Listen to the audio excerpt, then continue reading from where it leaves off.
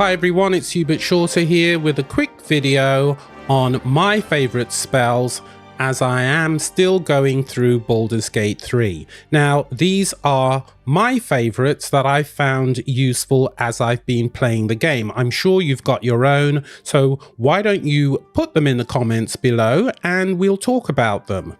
So, let's get started. I'm going to start with Witch Bolt.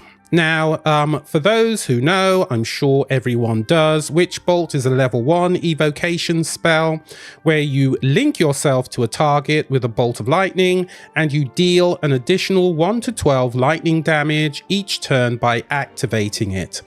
I found this particularly useful when I've needed to disable any of those elements in the Steel Watch.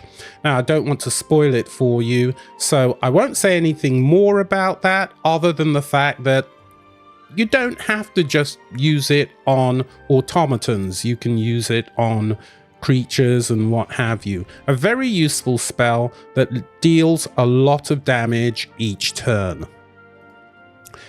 In Act 2, Moonbeam is absolutely essential. You can almost use it like a barrier. You can set it up and any creature that goes into that Moonbeam is going to take damage.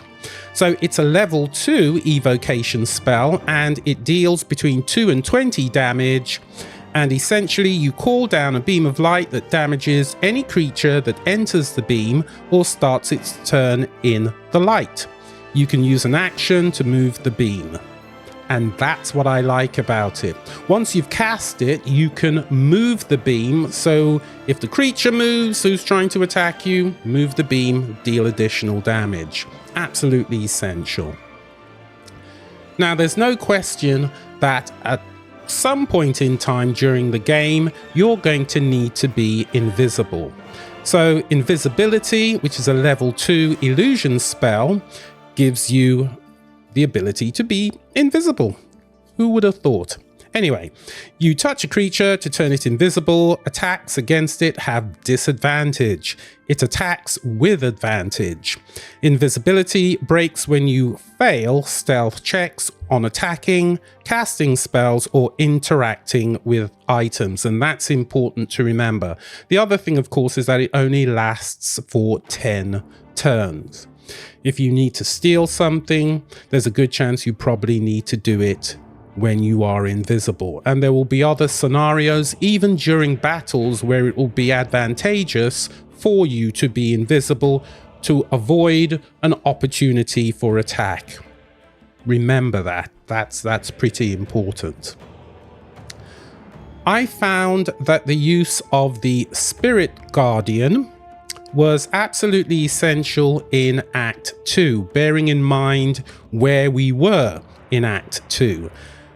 Spirit Guardians is a level 3 conjuration spell, I think I pronounced that properly, where you call forth spirits to protect the area around you. Nearby enemies take 3 to 24 radiant damage or 3 to 24 necrotic damage per turn, and their movement speed is halved. So there's a lot going on in terms of this particular spell. Shadowheart for me had this spell in Act 2 and she was able to use it quite effectively in protecting herself and limiting damage to the rest of the party. So incredibly useful. Make sure you equip that. Now, as a part of your exploration of the world that you're in, there will be times when you need to move, you need to jump from one place to another. Now, sometimes that jump, especially if you're descending, obviously, might cause you some damage, and we want to limit that as much as possible. So Featherfall, a level 1 spell, is one in which you and nearby allies gain immunity to falling damage. And that's the key thing. Lasts for 10 turns and it basically protects you from harm. If you're going to do a lot of exploring, you're going to need Featherfall. Now, the next spell My goodness, in Act 3, there's going to be a boss fight where, for me anyway, Globe of Invulnerability is absolutely essential. I went through this battle with 2 of them, and I don't think I would have been successful if unless I actually had them. So Globe of Invulnerability is something that you're definitely going to need in Act 3. It's a level 6 spell where you create a barrier that makes creatures and objects inside it immune to all damage.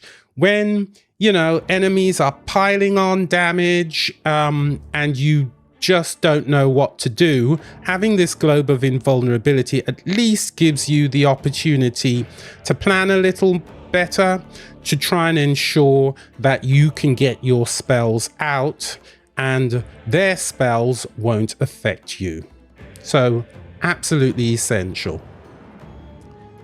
Now, my last spell is the one spell that I think I use in almost every single encounter.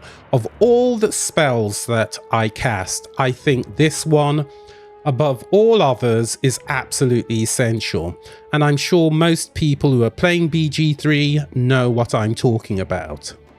Yes, I'm talking about Fireball, a level 3 spell which can cause between 8 and 48 damage, shoot a bright light of flame from your fingers that explodes upon contact, torching everything in the vicinity. Absolutely essential. I read somewhere someone described it like napalm. It's something that you can use. It can create a lot of area damage. So if you've got lots of enemies closing in, a fireball can do a lot of damage to all of them and increase your chances of success. So of all the spells that I've talked about, this is the one that you should make sure that you have, because you are going to use it in almost every single encounter. So do make sure you do. Okay, so this is the end of part 1 of my favorite spells. As always, I'd be very interested in your comments, so include them below and look out for part 2 because it is coming. My name is Hubert Shorter and I'll see you in the next one. Bye bye.